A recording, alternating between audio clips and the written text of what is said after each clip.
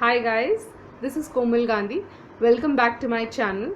Today we are going to study a very important topic, that is contracts of indemnity. So let's get started. Starting with, let us see what are we going actually to study in this video. We'll study what is indemnity, the meaning, the parties, the definition, what are the types of indemnity contracts, what are the properties, what elements are there in indemnity contracts, what are the rights of the holder, and some important case laws. So let's start. We'll first understand कि indemnity क्या है. What is the meaning of indemnity? Indemnity का literally meaning है security or protection against a loss. If any loss is going to happen or if there is any loss which is presumed to be happening in the future, so उसके against में जो भी security provide की जाती है, protection provide की जाती है, उसको हम बोलते हैं इंडेमनिटी. यानी कि लॉस की भरपाई करना इज इंडेमनिटी. फॉर एग्जाम्पल, मैंने जो एग्जाम्पल यहाँ पे नोट किया है, that is say there are two friends X और वाई. वो विलेज में रहते हैं और उनमें से वाई जो है वो सिटी में चला जाता है and he earns there a lot of good money. Then he calls for X and says कि ठीक है तुम यहाँ आ जाओ सिटी में और मेरे साथ काम करो, and promises to take care of his livelihood till X gets the job. That means Y has actually indemnified his friend X for all the kind of expenses, for all the kind of losses, for all the kind of protection he is going to give financially to the X. So that means Y has indemnified X for all kind of losses or protection, right? So that is the meaning of indemnity. Parties indemnity की क्या होंगी? जैसे हमने देखा X and Y दो parties थी. Similarly इस example में हम देखते हैं, फॉर एग्जाम्पल एक car owner, there is one car owner mister Rahul. he approaches an insurance company and pays a premium in against to for the insurance of his car. So Rahul क्या कर रहे हैं? इंश्योरेंस कंपनी के पास जा रहे हैं और अपनी कार को इंश्योर करने के लिए एक प्रीमियम पे कर रहे हैं. Car insurance company in return क्या कर रही है? उनकी कार को इंश्योर कर रही है, यानी कि एक प्रॉमिस दे रही है, इंडेमनिफाई कर रही है that if there is any kind of loss to the car of mister Rahul, then this insurance company, say GIS, that is general insurance company for example, ये इनको एक इंश्योरेंस का एक प्रॉमिस दे देती है कि आपकी कार को कुछ भी लॉस होता है तो उसके लिए हम आपको इंडेमनिफाई कर रहे हैं, हम उसको पूरा करेंगे. दैट मीन्स ये जो एक पार्टी है, that is the owner who is called the indemnified. जिसको ये एश्योरेंस मिला है वो है इंडेमनिफाइड, या उनको इंडेमनिटी होल्डर भी कहते हैं या प्रॉमिसर भी कह सकते हैं हम. And the other party who actually does the indemnity, जो indemnity करता है, जो promise करता है, that party is indemnifier or also known as indemnity giver or the promisee. So these are two parties which are there in indemnity because there is always a contract. तो contract में दो parties होना जरूरी है. तो ये एक special type of contract है जिसमें एक पार्टी दूसरी पार्टी को इंडेमनिफाई कर देती है, यानी कि उसके लॉसेस के अगेंस्ट में सारी सिक्योरिटी अपने पास ले लेती है. अब इस एग्जाम्पल में हमने देखा कि इंश्योरेंस कंपनी ने उसके उस इंश्योरेंस देने के लिए कुछ एक प्रीमियम लिया, that is called a consideration. कुछ पैसा उसके अगेंस्ट में लिया. अभी हम आगे देखेंगे what are the types of indemnity contracts, right? तो ये हो गया. नाउ एक क्वेश्चन आपके माइंड में होगा कि क्या इंडेमनिटी और इंश्योरेंस क्या एक ही चीज है? Definitely insurances can also be called as indemnity except for life insurance because कोई भी no amount of money can indemnify life or bring back life. So life insurance को छोड़कर बाकी सारे इंश्योरेंस एक टाइप के indemnity हो सकते हैं. But not all indemnities are insurances. But all insurances can be indemnity except for life insurance. तो अगर contracts act, Indian contract act 1872 के हिसाब से डेफिनेशन समझें तो section 124 of Indian contract act ICA 1872 says a contract, एक ऐसा contract by which one party promises, ये हमारी वन पार्टी कौन हो गई? जो इंडेमनिफाई कर रही है. One party promises to save the other, जो दूसरी पार्टी को सेव करेगी, दूसरी party is indemnified from the loss caused to him. From the loss caused to him means loss which can happen to the other party, second party, by the conduct of the promiser himself. मतलब this loss can be due to the promiser के conduct के हिसाब से, या by the conduct of any other person की conduct से भी अगर कोई लॉस होता है, that can also be indemnified in a contract. Such kind of contracts are called contracts of indemnity, right? तो इसका ऑब्जेक्टिव क्या होगा, पर्पस क्या होगा? द मेन पर्पस होगा to protect the promisee against anticipated losses.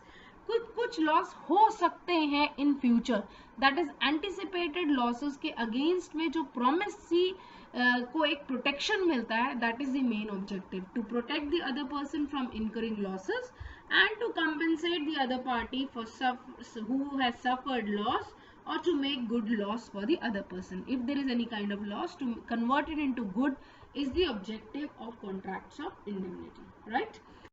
We'll see what are the types of indemnity contracts. So indemnity contracts दो तरीके के कॉन्ट्रैक्ट्स हो सकते हैं अगर हम on the basis of consideration देखें. Now what is consideration? आपने कॉन्ट्रैक्ट्स एक्ट्स में पढ़ा है कि कंसिडरेशन नहीं पढ़ा तो I will put a video on that also. Contracts में एक कंसिडरेशन इन रिटर्न मिलना बहुत जरूरी है. कंसिडरेशन मतलब कुछ किसी ना किसी को कोई ना कोई दूसरी पार्टी को फायदा इन टर्म्स ऑफ मनी और in terms of any benefit, that is a consideration. So इसके बेसिस पे इंडेमनिटी कॉन्ट्रैक्ट दो टाइप के हो सकते हैं, ग्रेचुअस और नॉन ग्रेचुअस. ग्रेचुअस का मतलब होता है जिसमें कोई कंसिडरेशन नहीं होता. It is a contract in which one party promises to do something without receiving anything in exchange. उनको कोई एक्सचेंज मिले, जैसे मैंने फ्रेंड्स का एग्जांपल दिया, तो दूसरे फ्रेंड को कुछ नहीं चाहिए था एक्स से, अपने पुराने फ्रेंड से, तो that is a gratuitous contract which is done without any consideration. But एक नॉन ग्रेचुअस कॉन्ट्रैक्ट वो होता है जिसमें एक पार्टी अदर पार्टी को प्रॉमिस करती है बट उसको रिटर्न में with receiving anything in exchange, उनको रिटर्न में कुछ ना कुछ चाहिए होता है. फॉर एग्जाम्पल एक इंश्योरेंस कंपनी का मैंने एग्जाम्पल दिया, जिसमें इंश्योरेंस कंपनी एक एश्योरेंस, एक इंडेमनिटी तो देती है बट उसके अगेंस्ट में एक प्रीमियम भी ले लेती है, that is a consideration which they are taking. तो that is known as non gratuitous contract, right? So on the basis of consideration दो कॉन्ट्रैक्ट्स हो गए, gratuitous and non gratuitous. On the basis of creation कि वो indemnity contract किस तरीके से create हुआ है, उसके बेसिस पे भी दो टाइप ऑफ इंडेमनिटी कॉन्ट्रैक्ट्स हो सकते हैं. That is contracts on the basis of creation में express contracts which are explicitly made, means which are made by word spoken or written, and implied contract जो कि infer किए जाते हैं from the conduct of the parties और circumstances of any particular case. For example principal और agent के बीच में जो कॉन्ट्रैक्ट होता है, एजेंट जो भी काम करता है उसके अगेंस्ट में जो भी इंडेमनिटी होती है वो प्रिंसिपल की बाय डिफॉल्ट बनती है. अगर एजेंट ने क्लाइंट के साथ कोई प्रॉमिस कर दिया है तो वो बाय डिफॉल्ट है, वो इम्प्लाइड है कि वो प्रिंसिपल को पे करना पड़ेगा. That is the implied kind of indemnity contract, right? Properties of indemnity contract, जैसे कि अभी हमने समझा इंडेमनिटी कॉन्ट्रैक्ट्स को. पहली प्रॉपर्टी ये होनी चाहिए कि उसमें दो पार्टीज होंगी.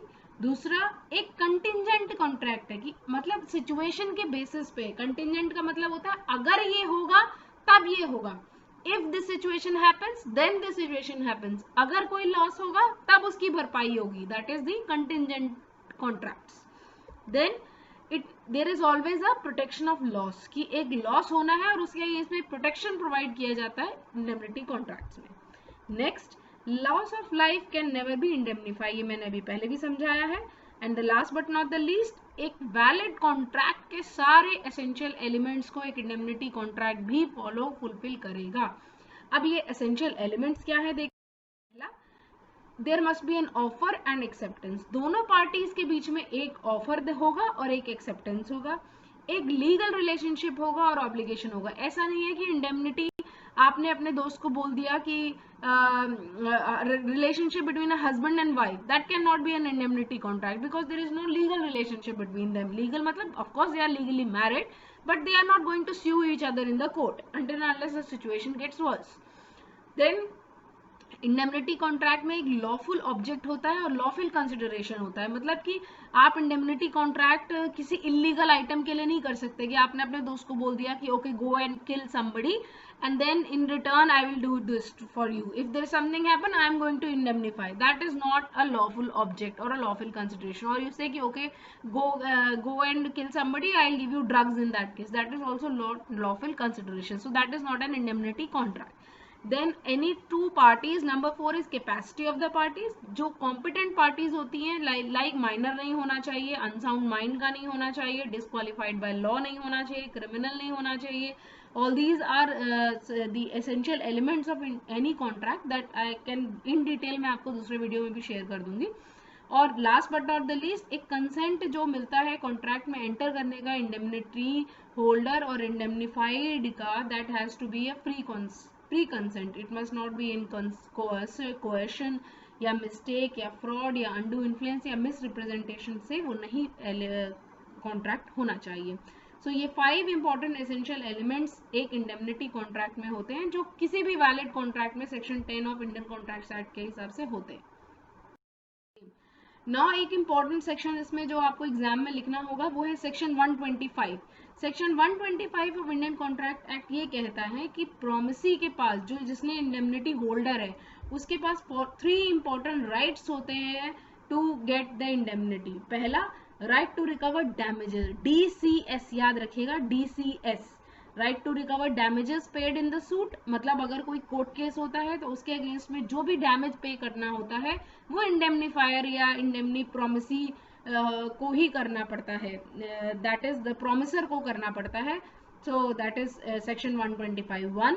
The second right is right to recover cost. जो भी कॉस्ट इनकर होती है अगर कोई कोर्ट केस को डिफेंड करना होता है सूट में, then also that cost will also be given by the person who has indemnified the person, indemnified जो कि प्रोमिसर के पास है, एंड जो प्रोमिसी करता है. And next is the right to recover sums, यानी कोई भी प्रॉमिस में अगर एक पार्टी ने दूसरी पार्टी को प्रॉमिस किया है कि okay you do this, I will pay this much amount of money, so that sum of amount of money is also can also be recovered as a right. That is section 125(3). 3 part से section 125 के Indian contract act 1872 में, ये आपको याद रखने हैं, DCS, damages, cost and sums, right. Now some important case laws to end. एक case laws है Gajanan Moreshwar versus Madan Moreshwar, K Bhattacharya ji versus नोमू कुमार, श्यामलाल वर्सेस अब्दुल सलाल. इन सारे केसेस में मोस्ट इंपॉर्टेंट थिंग जो निकल के आई वो यही थी कि if the indemnified has incurred a liability and the liability is absolute, मतलब कोई liability हो गई है और वो absolute है, मतलब हुई है, then indemnified, जो भी indemnified है, he is entitled to call upon the indemnifier. वो indemnifier को call कर सकता है, call मतलब phone call नहीं, को approach कर सकता है to save him from the liability and pay it off, कि indemnifier को basically वो liability pay करनी होगी. And indemnifier may compel, that is indemnified may compel the indemnifier to place him in a position to meet the liability that may be cast upon him without waiting until the promisee has actually discharged it. To summarize, सारे case laws में सिर्फ यही बात कही गई थी कि indemnity holder shall be liable for the loss which has occurred and he has to pay to the indemnified whatever promise he has actually made, right? All about in this video. Please subscribe to my channel for more updates and learning. Thank you. Take care.